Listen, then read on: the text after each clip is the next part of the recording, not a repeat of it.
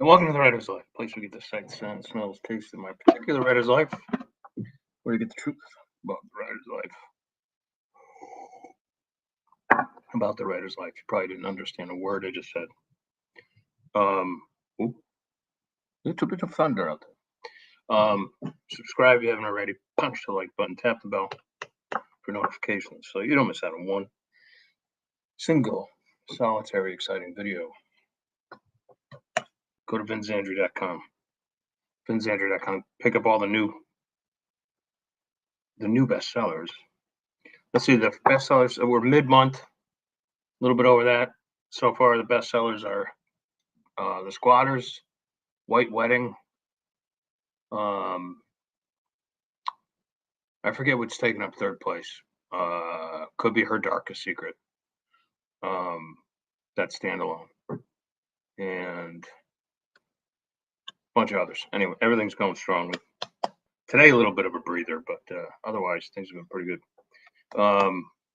Which leads me to, I always, since I started this gig 25 years ago, I have always, aside from a few years here and there, I've always had at least one freelance project going. Number one, just to keep my journalism chops up. I'm sort of a half-assed journalist, self-taught and all that sort of stuff. But I've done some good stuff. I worked for some good outfits. Worked for Russia Today out of Moscow. Did some stories for New York Newsday, and some others. Nothing like I've been written about in the New York Times, but I've never written for the New York Times, for instance. Nor would I want to. I mean, if I had in this business, you got to kind of make a decision early on. Like, do you want to be a journalist or do you want to be a fiction writer? And be it a genre fiction writer or a literary guy or whatever. If you're going to be a literary guy, then you're going to have to teach too, because you're not going to sell any books. It's hard enough to sell pulp fiction, entertainment, than some sort of literary thing that almost nobody's going to want to read, except for academics. But if that's your bag, that's great. That's awesome. Good for you. I don't knock anybody who whatever if you want to write romance, write romance. But I had for the past 5 years I've been working for this one company, and out in Los Angeles, and the owner of the company, it's more of me providing content for clients on a ghost writing basis.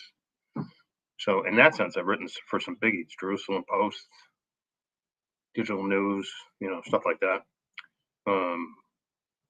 Yale Magazine, stuff like that. But it was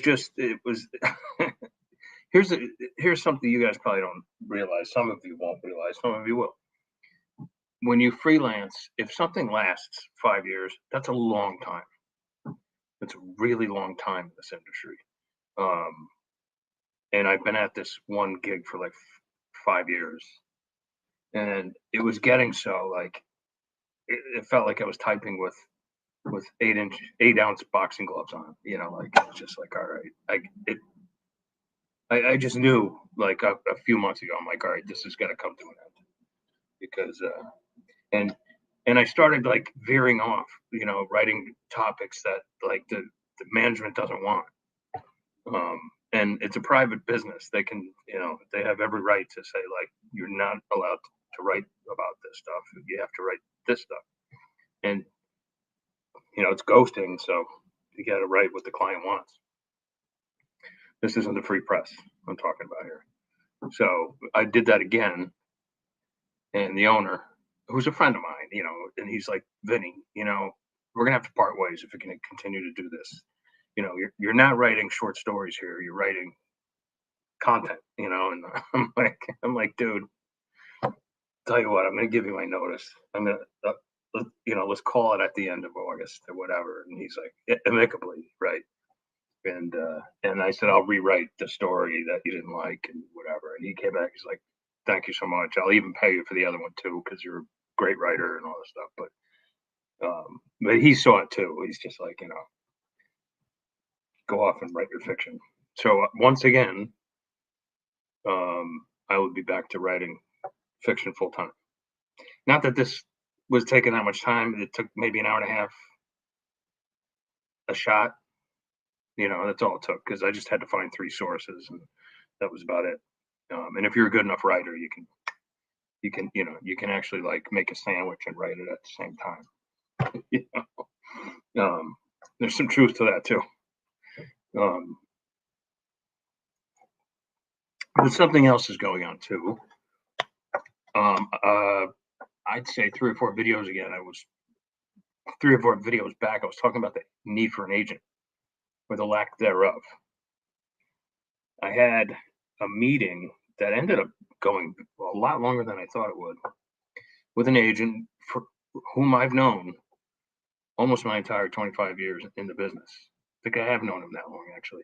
And we've actually done some projects that were duly agented. In other words, my agent hooked up with him, and we, whatever. And I've always liked him, and he's become like one of the top notch agents, not only in New York, but like the world. And he works for a certain company. I'm not going to mention any names. I'm not going to mention any companies, because in the end, this might not even work out. But thus far, it looks like it's gonna. We don't have a formal agreement yet. I don't even know if we need one.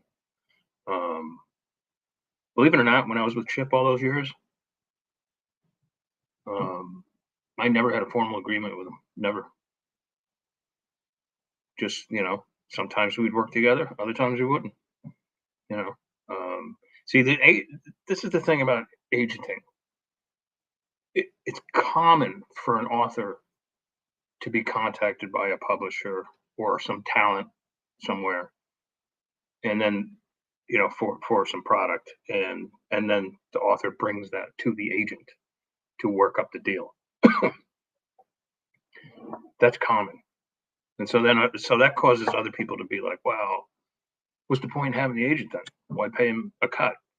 I'm a firm believer that sooner or later somebody's going to sue my ass, and that agent's going to be there for me to guide me through it, and and to help me out.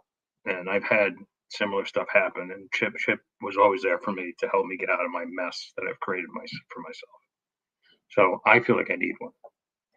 And by the time I get done with this meeting with this certain fellow whom I've known forever, I can't drink any more coffee. I won't sleep tonight. I realized, wow, I really need him, because he was like, here's what I can do for you in the multimedia rights. Here's what the firm can do for you immediately with foreign rights. And we both established how we'll do business, because he knows that I've gone pretty much almost 100% independent. I'm not even really a hybrid author anymore. I am still, technically speaking, because I have books with other publishers. But he said, he's like, kudos to you. You've successfully created a business model that works for you. So don't give that up. And we both came to the conclusion that what I can do is I'll write certain books, usually probably standalones, psychological suspense / horror standalones, and I'll pass some of them. I will pass by him. And if he says, I want to go out with this, I can work with this. I want to go out with it and get a deal for you. Great. If he says, no, this isn't one I want to work with, boom, Bear Media publishes it immediately. So in my opinion, it's a win-win for me. For him, it takes a little time. He's not really, doesn't really cost him anything, other than his time, some reading time. And these guys, he's such a professional at this point. All he has to do is read 2 or 3 pages, and he knows if he likes it or not. And there's something else you should learn. You got to nail them right off the bat. And if you don't, forget it. You can be the most seasoned professional writer in the world or a newbie. If you're not nailing them on the first page or so, forget it. That's how it has to happen. You know, writing, I guess, is kind of like sex that way. You gotta be good right off the bat, or she's gonna bail. She's just gonna be like, all right, now, out. I'm not speaking from experience. I have no idea. That's never happened to me. Anyway, all right.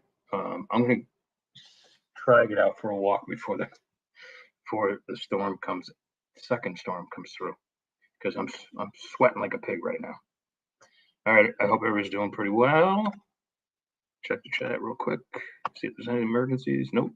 And I will talk to you tomorrow or Friday. Ciao, ciao.